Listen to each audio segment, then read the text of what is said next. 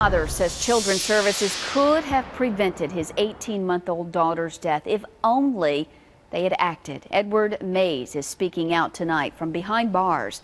Fox 17's Sky Arnold here now. And Scott, you found out that DHS, the Department of Human Services, says that he's not really telling the whole story. Yeah, DCS certainly disagrees with his version of what happened. Of course, we all remember yesterday's heartbreaking story when 18-month-old Somara Smith was dropped off at her family's Dickson home dead. Well, authorities have charged the girl's mother's boyfriend in the crime, but her father says he's been worried about her safety for weeks.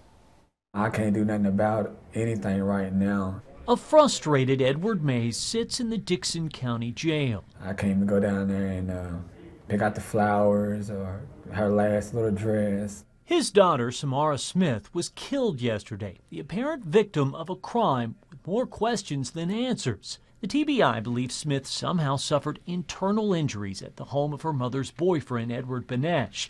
He's now charged with the toddler's death. Very concerned about it. And it's that part that weighs heavily on Mays. I just knew of, some things that I've been told that the person's like, and just different stuff that I knew about them that wasn't good at all. Mays says those worries intensified when Samara's mother went to jail, and he knew Edward Benesch would be spending more time with his 3 children. Mays says he wrote Children's Services about it and called them 3 times, but never heard anything. DCS probably could have prevented that from happening if they would have did their job. The department says Mays isn't telling the whole story, though. Children's Services claims that letter was addressed to one of Mays' children who's in state custody, and it only said, "Daddy loves you."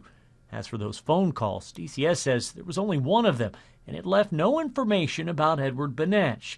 DCS says its staff tried to contact Mays about the call anyway, but he never called them back. 2 completely different stories about whether or not someone should have looked into this girl's care while she was still alive. I'm supposed to protect our kids, but it's not happening at all.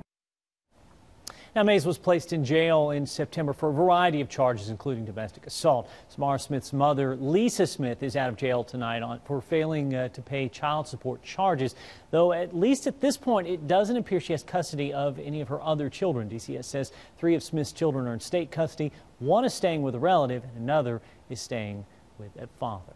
Scott?